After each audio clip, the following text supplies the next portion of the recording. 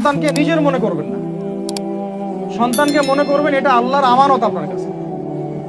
এই আমার ছেলে, এটা আমার ছেলে না, এই ছেলেটা আল্লাহ পাক আমাকে দিয়েছেন।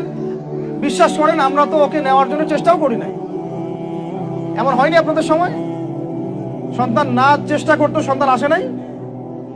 কোনো কোনো ক্ষেত্রে এমন হয়েছে সন্তান নষ্ট করার মানুষ চেষ্টা করছে, তাও সন্তান আল্লাহ দিয়েছেন।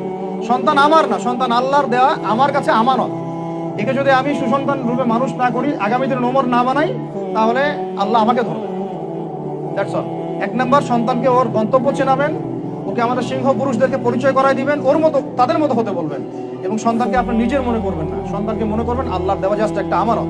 3 নাম্বার, সর্বোচ্চ সেরা কারিকুলাম যারা দিচ্ছে ওই রকম প্রতিষ্ঠানে আপনি ওকে পড়াবেন।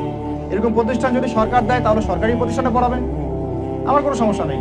যদি না দেয় তাহলে বেসরকারি, আর যদি বেসরকারিও না থাকে তাহলে আমরা গড়ে তুলব ইনশাআল্লাহ তাআলা। 3 নাম্বার হচ্ছে এটা, 3 নাম্বার। 4 নাম্বার, আল্লাহর ওয়াস্তে, এটা আমি প্রথমে বলতে চাইছিলাম, আল্লাহর ওয়াস্তে ডিভাইসের এডিকশন থেকে বাচ্চাদেরকে বাঁচান। ডিভাইসের এডিকশন এত মারাত্মক যে আমি নিজে এখন কোরআনের আয়াত ভুলে যাচ্ছি দিন দিন। এই ডিভাইস আমার হাতে যেটা আছে এটা একটা পয়জন, এটা একটা হিপনোটাইজ করার যন্ত্র মানুষকে। এই মোবাইলের এডিকশন থেকে বাচ্চাদেরকে বাঁচাবেন আল্লাহর ওয়াস্তে। যদি আপনি বাচ্চাকে হাফেজ বানাতে চান, আলেম বানাতে চান, কারি বানাতে চান, মুহাদ্দিসা বানাতে চান, এটা হাতে থাকলে আপনি পারবেন না।